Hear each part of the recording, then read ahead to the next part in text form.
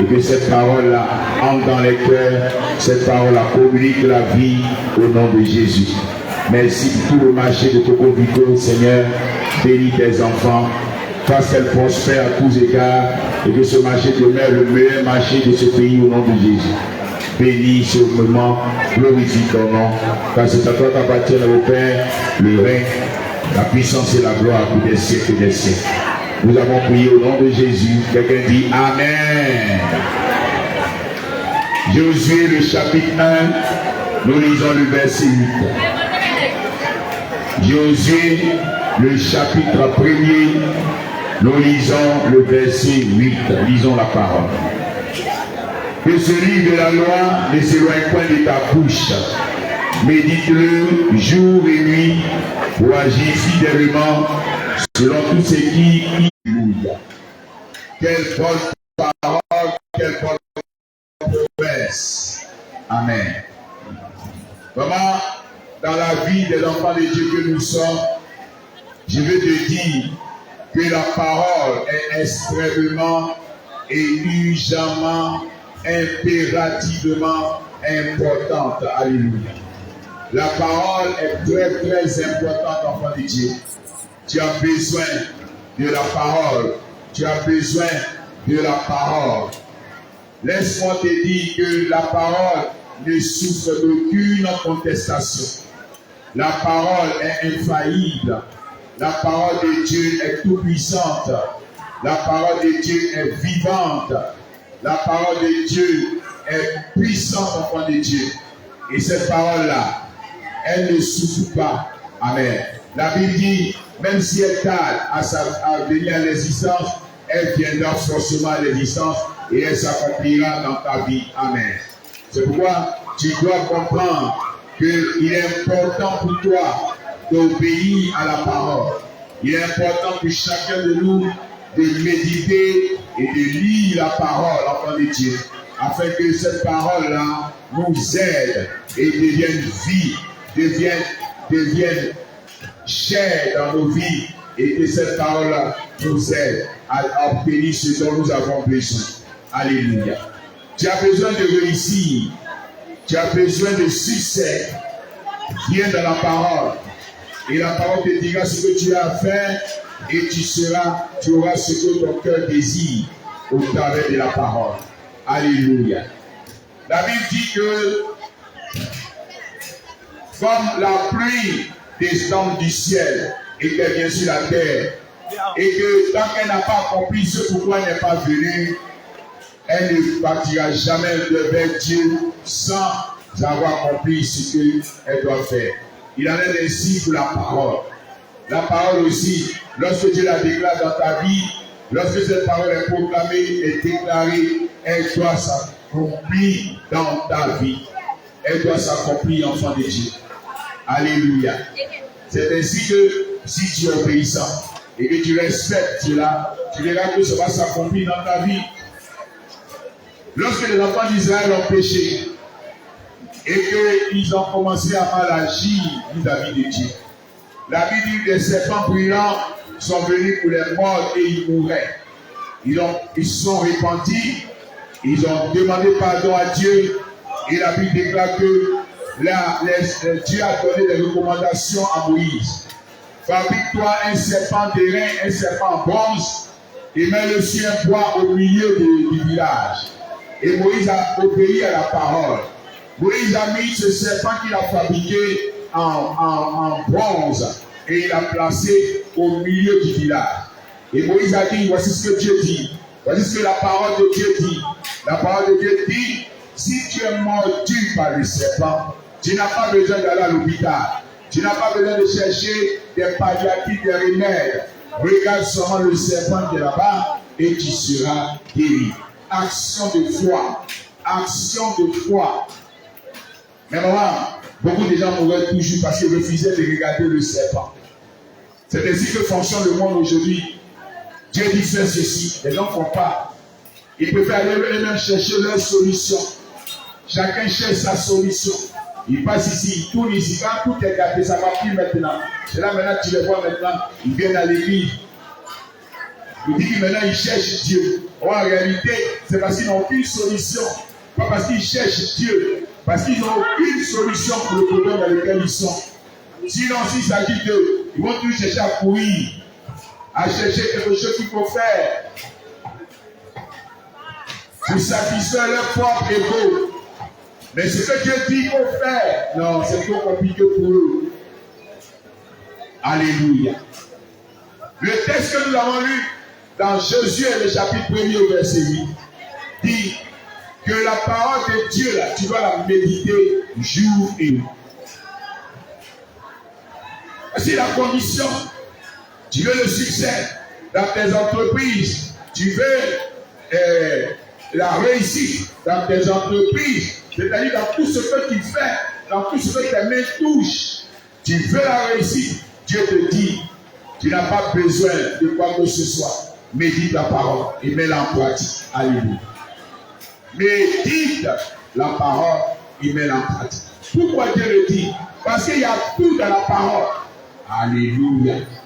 Il y a tout dans la parole. Enfant de Dieu. Tout. Il dit bien tout. La parole, c'est un tout. Yes. La parole, c'est un tout, enfant de Dieu. Tu vois, quand tu entends les gens dire non, c'est lui là qui prêche le message de la repentance, c'est lui là qui prêche le message de. Non, non, non. Ce n'est pas vrai. La parole, c'est un tout. Il n'y a pas quelqu'un qui prêche une partie de la parole, non. La parole, c'est un tout, enfant de Dieu. Dans la parole, il y a la repentance, il y a le salut, il y a la prospérité, il y a la richesse, il y a l'élévation. Dans la parole, enfin, il y a la sanctification. Dans la parole, il y a on appelle ça, le brisement. Dans la parole, il y a comment gérer les épreuves. Il y a les saintes doctrines. Il y a un tout, c'est un tout, enfant de Dieu. Ce n'est pas réservé pour quelque chose à part. Non, non. C'est un tout. Donc, lorsque tu as affaire à la parole et que tu la médites jour et nuit, enfant de Dieu, tu reçois la connaissance. Tu reçois la connaissance. Tu reçois la connaissance. Et cette connaissance, ça va te donner accès à beaucoup de choses. Si tu vois que tu ne maîtrises pas un domaine, c'est parce que tu n'as pas la connaissance de ce domaine. Si tu vois que tu ne réussis pas dans tel domaine, c'est parce que tu n'as pas la connaissance. Alléluia. Ceux qui réussissent là-bas, ils ont la connaissance. C'est tout. Et c'est cette connaissance que Dieu veut que tu obtiennes au travers de la parole. Quand il est écrit, mon peuple périt parce qu'il lui manque la parole.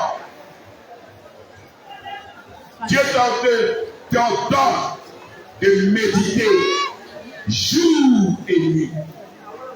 Dieu t'ordonne, enfant de Dieu, de méditer la parole jour et nuit. Et que en le faisant, tu seras enfant de Dieu dans la réussite. Tu seras enfant de Dieu dans ce qu'on appelle le succès. Tu verras, tout va marcher dans ta vie. C'est une instruction de Dieu. Si tu ne le fais pas, c'est à tes risques et périls. Mais si tu le fais, Dieu aussi récolte aussi les bienfaits de ton obéissance. Tu récoltes aussi les bienfaits de ton obéissance. Parce que Dieu marche par l'obéissance. C'est pourquoi je suis d'accord avec beaucoup de personnes qui disent que Jésus n'a pas venu apporter une religion. Oui. Jésus n'est pas un religieux, n'est pas dans la religion. Jésus, il est dans le christianisme. C'est-à-dire des gens qui marchent après Christ. Tout ce que Christ a fait là, c'est à ça qu'ils obéissent. Ils marchent après lui. Ce qu'on a appelé les premiers disciples de Jésus, des chrétiens, qui viennent, qui moquent Christ, les petits de Christ. Alléluia. Il n'est pas dans la religion. Même quand tu entends, je suis ceci, je suis cela, je suis ceci, tu te trompes. Parce que tu es religieux. Maintenant, tu arrives dans un pays étranger, et puis il n'y a pas ton église, là-bas, tu fais quoi? Donc tu ne vas pas à l'église.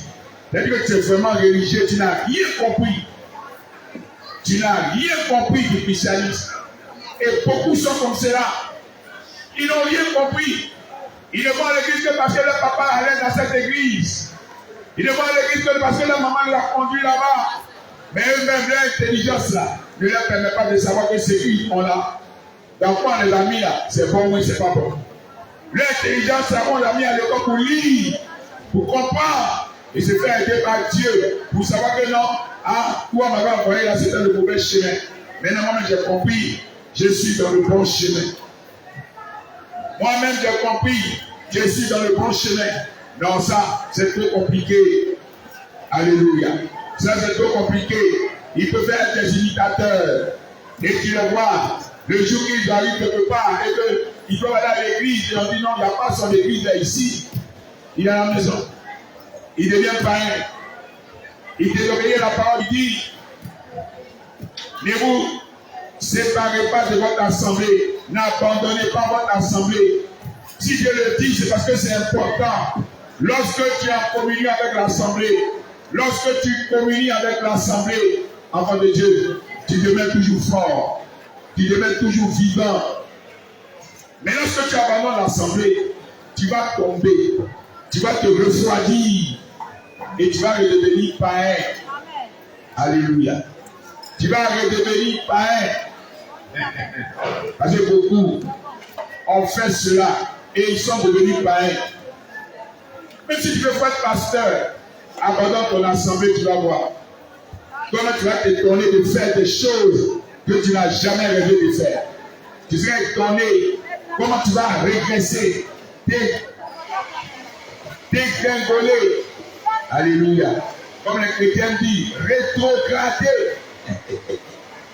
Tu vas rétrograder. Combien de fois nous n'avons pas reçu des gens? Oh, parce que je n'arrive même plus à prier. Je n'arrive même plus à prier, je ne comprends pas. Moi qui priais 2 heures de temps, moi qui pouvais prier 3 heures de temps, je ne peux même plus prier. Ah, tu vois, j'avais de voir. Tu t'es éloigné de ton assemblée. Tu es en train de mourir spirituellement.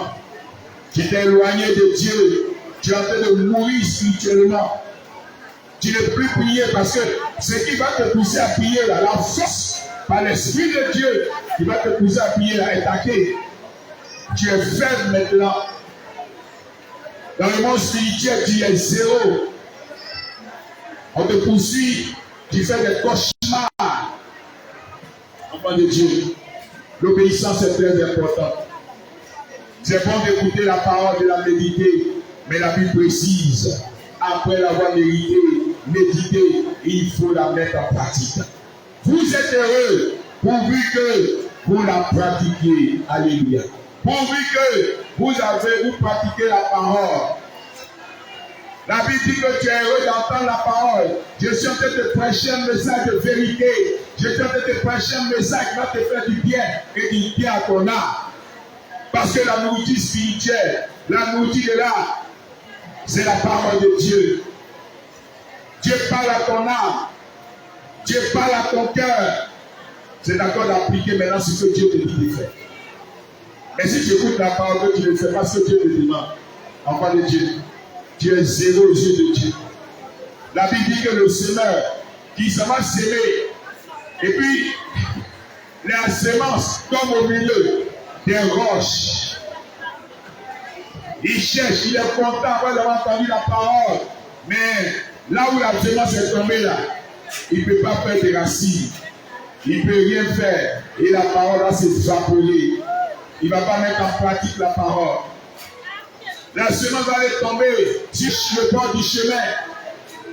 Et les oiseaux vont venir manger cela. Ou les gens qui passent vont marcher dessus. Les soucis de la vie vont faire que tu vas mettre en pratique la parole. Et là, tu es zéro enfant de Dieu. Tu es zéro.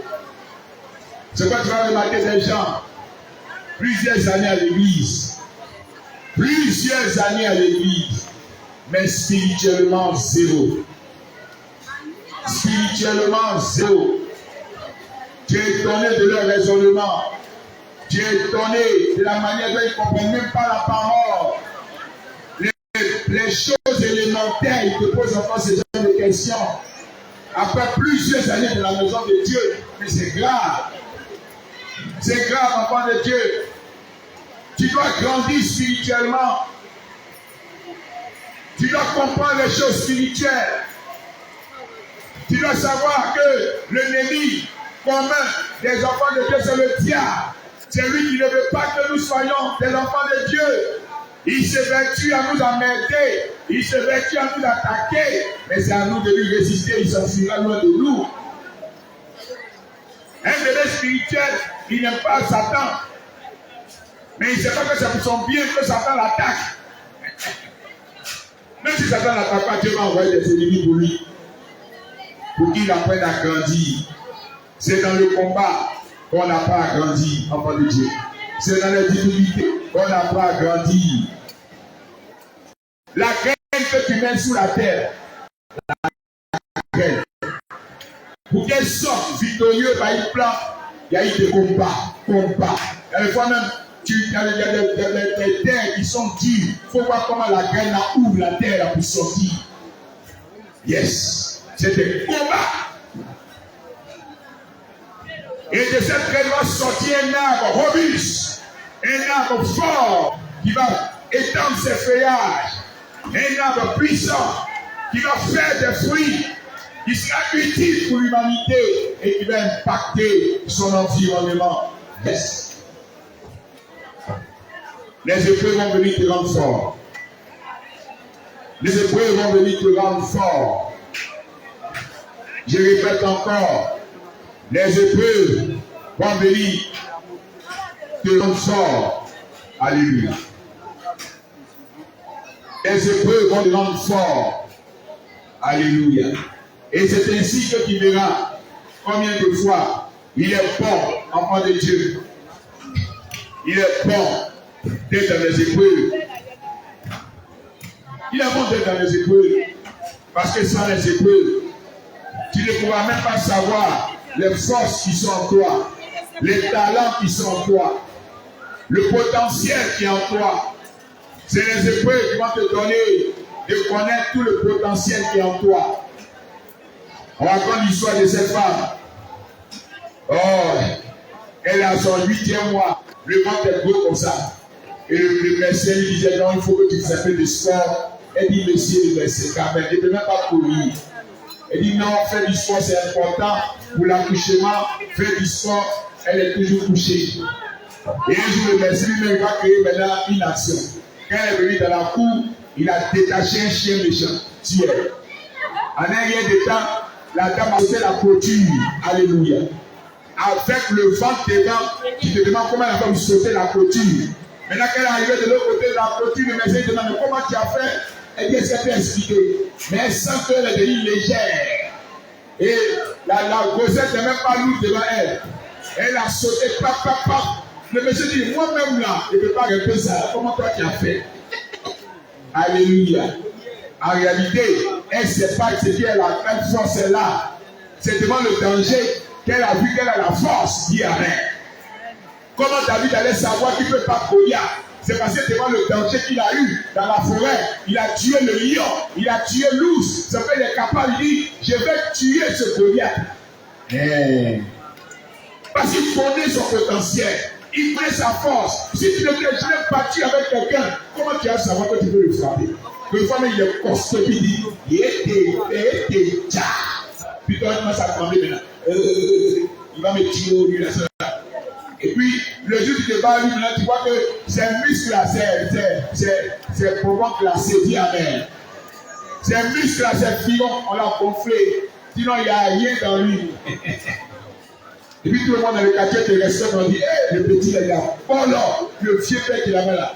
À cause de lui maintenant, tout le monde le respecte dans le quartier. Parce que quand on voit celui qui a frappé, on dit, Dieu! Les gars, celui qui l'a frappé, c'est que moi-même là, il va me dire. Alléluia. Donc tout le monde a peur de David maintenant. Tout le monde a peur de David parce qu'on sait qu'il a tué Goliath. Donc les gens disent, hey, fais attention à ce jeune homme-là, il est dangereux. Toute l'armée était là, personne ne lui a affronté Goliath. Mais lui, il est venu et il a vaincu Goliath. En fonction des épreuves que tu as, on te respecte. En fonction des épreuves que tu as, on te respecte. En fonction des épreuves que tu traverses, on te respecte. C'est pas nous dans le ministère, On respecte tous ceux qui ont des années, la longévité dans le ministère. Oui. Quand tu es pasteur, c'est là que tu te rends compte que le ministère n'est pas un jeu. Amen. C'est là que tu te rends compte que gérer l'église n'est pas un jeu. Amen. Donc quand tu attends, ah lui, il a 30 ans de ministère, tu te mets à genoux et dis, ah, respect Dieu Père. Parce qu'en 5 ans même là, ton église va exploser puis c'est gâté. En 10 ans même, ça fait c'est gâté. Oui. Amen. C'est ça. Mais quand tu vois quelqu'un il a 35 ans de ministère, il a 40 ans de ministère, on le respecte. Oui, il n'est pas des gens qui sont normaux. Alors, si tu es normal, tu vas savoir que tu vas respecter un homme de Dieu qui a 25 ans, 30 ans de ministère. Parce que ce n'est pas un jeu. Tout le monde sait combien de fois c'est difficile. Même Paul a dit, avec nos églises, il nous donne des soucis. Yes. Paul a dit ça. Paul dit, nos églises nous donnent des soucis. Tu vois que c'est amusement. Paul n'est pas n'importe qui. Mais il dit, l'église, ça donne soucis. Ah, tu ne dors pas. Les enfants spirituels t'appellent ça. Oh papa, ça va pas. Oh papa, oh papa. Pour nous demander, dis qu'à 3 heures du matin, on t'appelle. Tu pries. Il y a une de mes filles qui est sage femme. Hey, il ne dort pas à cause d'elle. Papa, l'accouchement de la femme est difficile. Oh papa, oh papa. Il reste qu'à 5 heures du matin en train de prier. Pour quelqu'un qui ne le connaît même pas. Quelqu'un ne sait même pas si elle a péché. Et puis elle a pas. Ou bien c'est. Oh. On prie qu'un matin. Elle appelle papa, elle a accouché. Alléluia. Elle a accouché. Amen. Là maintenant tu commences à dormir. Amen. C'est ça. Les épreuves vont te faire grandir. Les épreuves vont te permettre de connaître ton potentiel, ta vraie valeur. Qu'est-ce que tu vaux? Hein? Qu'est-ce que tu vaux? Une année, il y a un grand homme de Dieu qui a arrivé à Abidjan. Il dit, il faut nous écouter. Il est arrivé à Abidjan. Et il y avait un grand programme. Et puis, l'homme de Dieu l'a dit, envoyez-moi quelques gens, là, quelques pasteurs, quelques diacres. On va aller prier à Bassa, au bord de la mer. Aïe. On dit, mais tu connais Bassa? Il dit, oui, il est venu ici il y a des années en arrière. Donc il veut qu'on va au bord de la mer pour aller prier. Et on a pris les guerriers de prière, ce qu'on appelle les guerriers de prière. Des gens qui prient. Là-bas.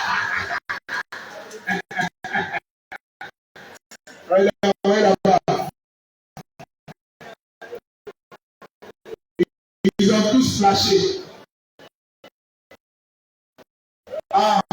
8 heures de prière, non stop.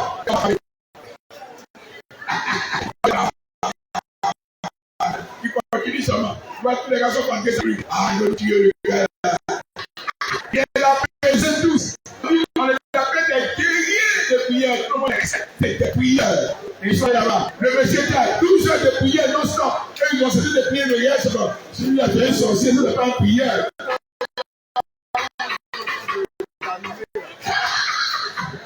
Ils ont tous abandonné. Ils sont assis. Ils ont pu continuer.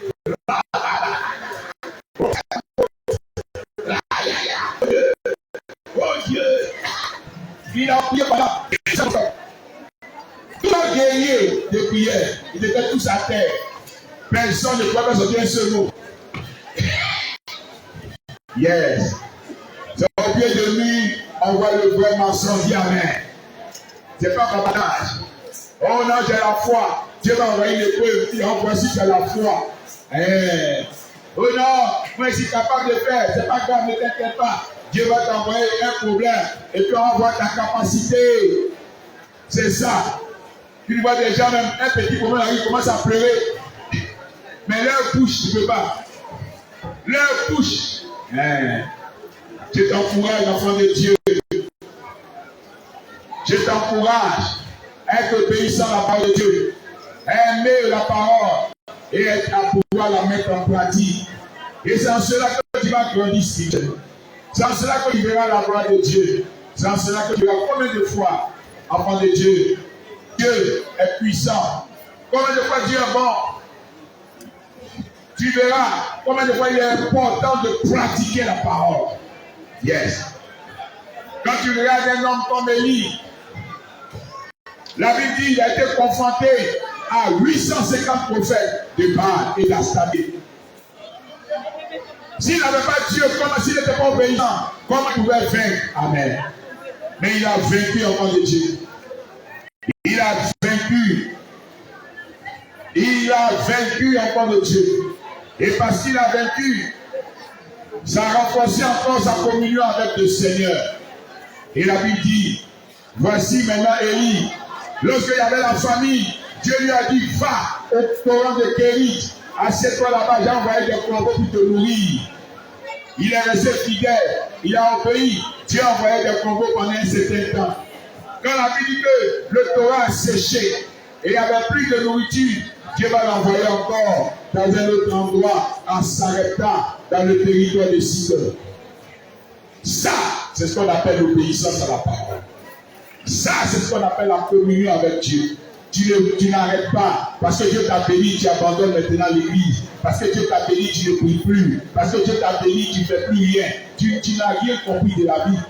Parce que tu ne sais pas que Satan n'attend que ça quand tu te sépares de Dieu pour t'allumer, pour te détruire.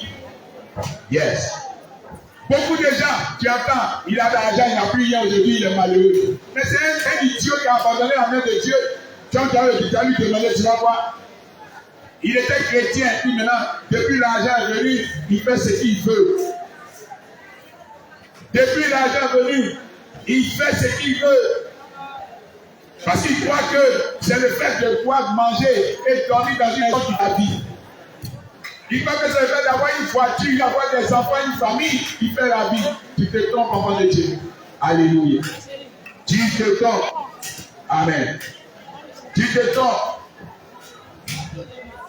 Tu te trompes.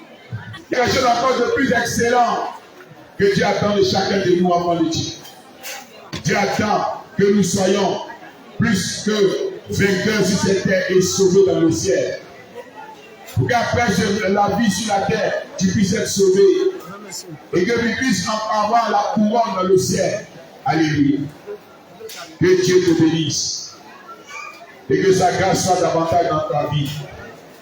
Obéis à la parole. La parole dit, tu veux du succès dans tes entreprises. Tu veux de la réussite dans tes entreprises. Tu as besoin, enfant de Dieu, de mettre la parole de Dieu en pratique, en la méditant jour et nuit, et en apprenant au travers de la parole, et que la connaissance de Dieu soit ton partage. La connaissance de Dieu soit ton partage. Tu connais le Dieu que tu prêches. Tu connais le Dieu que tu adores. Tu connais le Dieu tout-puissant avec lequel tu marches. Tu le connais, enfant de Dieu. Tu le connais. Que le Seigneur te bénisse et que sa grâce soit avec toi. Je vais prier pour toi afin que tu aies une vie d'obéissance. N'imite pas seulement les gens, toi-même, fais des choses par toi-même. N'imite pas seulement. Toi-même, entends aussi la voix de Dieu et sois obéissant à ce que Dieu te dit de faire. Dieu te dit prie, prie, il te dit jeûne. Il te dit sors. Alléluia.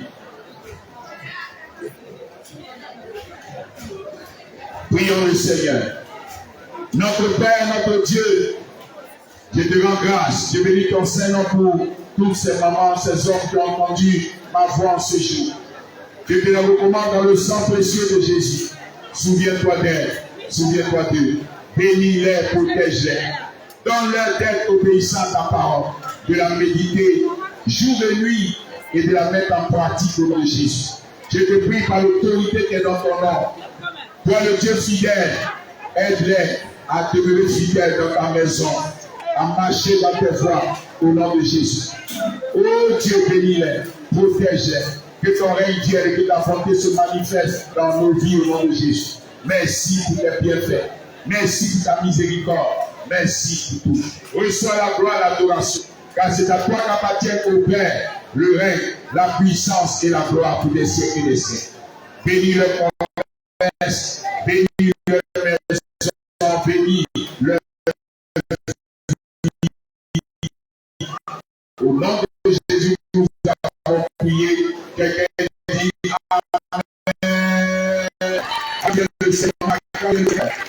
Acclame-le.